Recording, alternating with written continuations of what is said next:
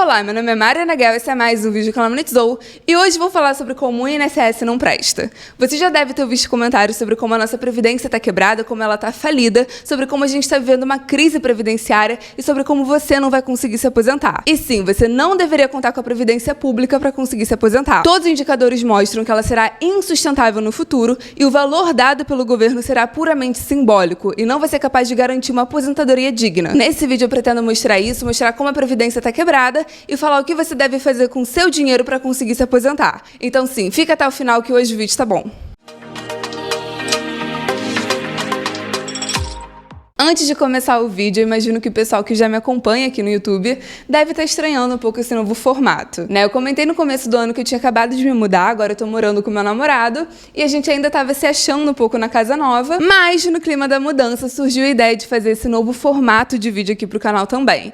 E eu não vou conseguir prometer esse tipo de vídeo toda semana aqui no canal, né? O custo de tempo de preparação acaba sendo um pouquinho maior, mas se vocês curtirem, eu juro que a gente vai fazer novos vídeos nesse formato com certeza. Então já comenta e já curte o vídeo se você gostou. E aí vamos lá, para entender como a nossa previdência é tão problemática, primeiro a gente tem que entender como surgiu a previdência no mundo. A previdência no formato que a gente conhece hoje, ela se originou no primeiro modelo previdenciário da história moderna, que surgiu na Alemanha com Bismarck em 1889. Essa aposentadoria pública era destinada a todos os trabalhadores alemães de agricultura, comércio e indústria com 70 anos ou mais. Qual o pulo do gato? Naquela época, quando a aposentadoria surgiu, a expectativa de vida de um alemão era de 40 a 45 anos. E ok, em 1916 eles mudam a cidade considerada de 70 anos para 65, mas estava bem longe da expectativa média de vida de um trabalhador. E com o tempo esse sistema foi se modificando, né, foi se aperfeiçoando. Além da idade, por exemplo, passaram a considerar também o tempo de contribuição,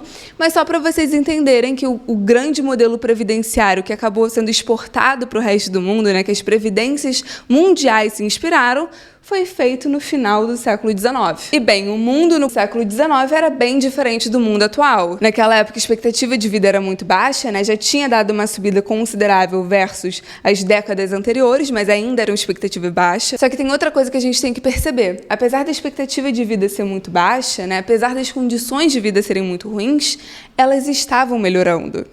Então, por exemplo, a mortalidade infantil começa a despencar justamente no final do século XIX. Isso não chegou a pressionar o sistema previdenciário, porque, como eu falei, a expectativa de vida ainda estava muito longe dos 70 anos, que seria a idade para conseguir o benefício, mas, na verdade, ajudou o sistema previdenciário. Como assim? A gente vê que a taxa de natalidade no período ainda era muito alta. Ela só despenca depois. Nesse período, as pessoas ainda estavam tendo filhos, não tem outra forma de falar. Tudo isso somado levou a uma expansão populacional. Isso ajudou o sistema previdenciário. Como assim?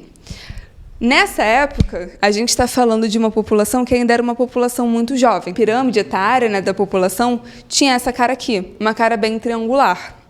Porém, percebam que era muito difícil chegar nesse topo, né? Era muito difícil passar dos 70 anos. E o que foi observado é que a queda da mortalidade infantil e as melhores condições de vida, num primeiro momento, inflou essa parte da pirâmide aqui. Que parte é essa?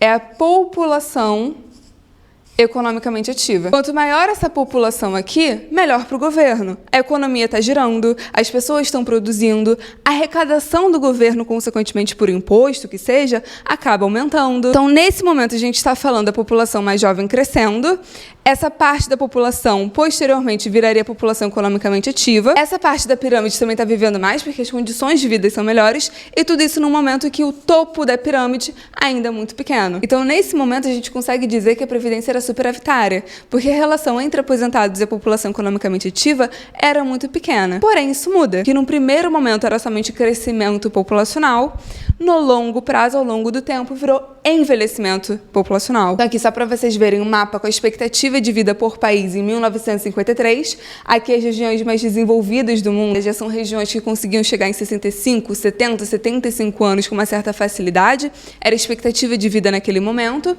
E, já em 2021, vejam como isso se expande para o resto do mundo. Atualmente, inclusive, regiões subdesenvolvidas, como a América Latina, Ásia, a gente já consegue ver que também tem uma expectativa de vida alta. Chegar aos 70 anos e se aposentar virou normal, as pessoas esperam que isso aconteça. E não só a expectativa de vida aumentou, mas a taxa de natalidade desabou. de lá pra cá. Então o que a gente está vendo atualmente é a população global envelhecendo. A gente saiu de uma pirâmide demográfica triangular para uma pirâmide mais retangular. E qual é o problema dessa transição, né? Dessa pirâmide ficar cada vez mais retangular?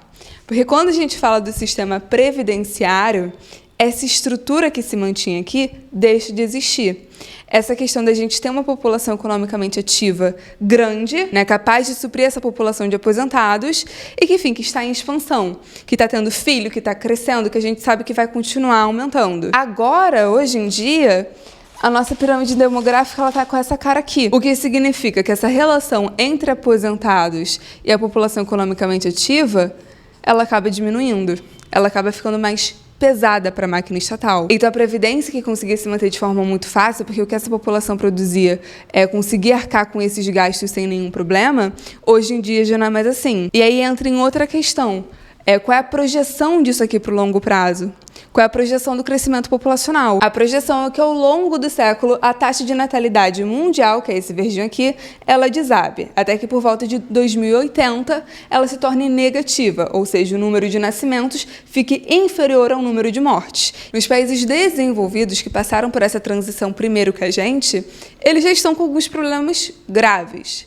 A Alemanha, por exemplo, que originou o sistema previdenciário ao redor do mundo, está discutindo previdência lá. A gente está vendo as mesmas discussões na França, no resto da Europa. A gente já está vendo vários países com déficit populacional, inclusive. E tem alguns casos bem emblemáticos. Um deles é o Japão. Se a gente for considerar somente o crescimento populacional sem considerar a migração, ou seja, somente considerando nascimentos e morte, eles estão tendo crescimento negativo desde o começo do século. E se a gente for considerar também movimento migratório, eles tiveram agora o 14º ano consecutivo em que a população diminui, acabaram de perder quase 1 milhão de pessoas. E além do Japão, outro caso muito interessante, outro caso emblemático sobre déficit populacional é o caso chinês. Vocês sabem, já comentei sobre isso aqui no canal, mas a China já teve uma política de controle de natalidade, a política do filho único.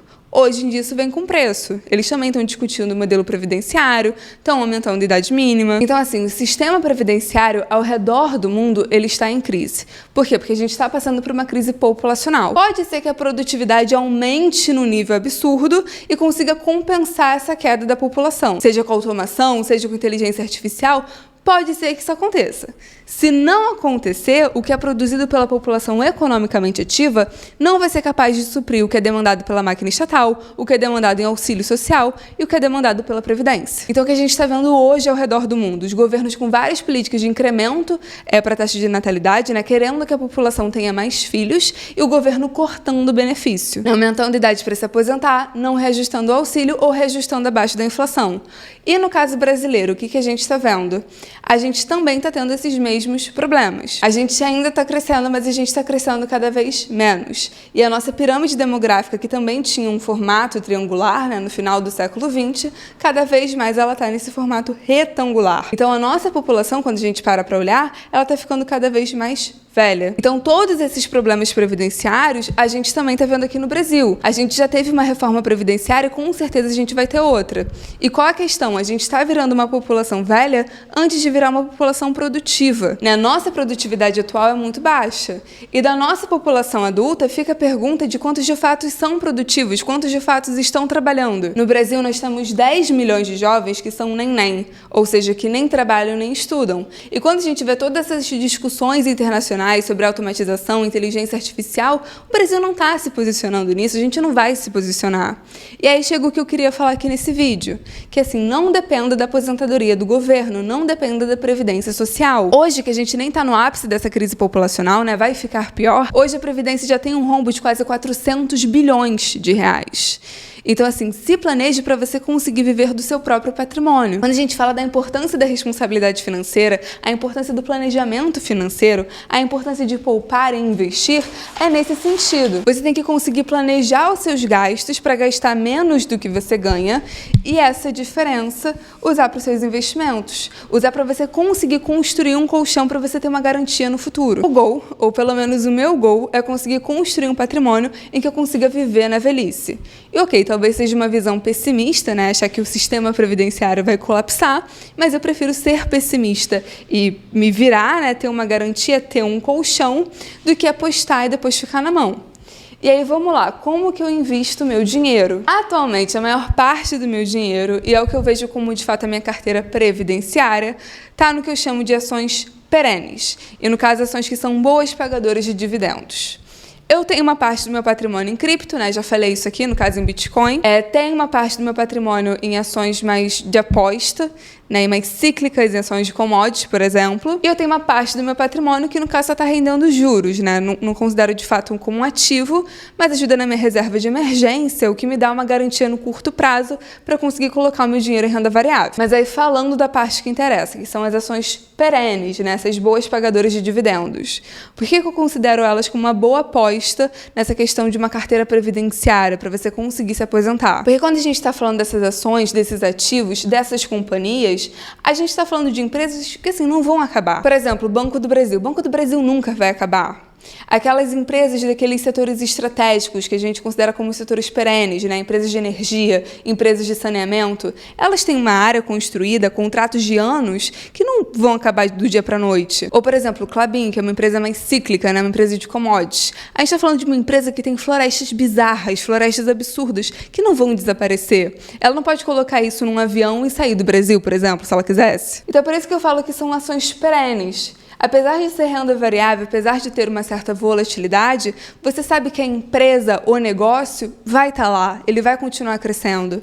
E, na minha opinião, é a forma mais concreta que eu consigo ver de colocar o meu capital para trabalhar para mim. E essas empresas, de forma geral, elas costumam ser ótimas pagadoras de dividendos.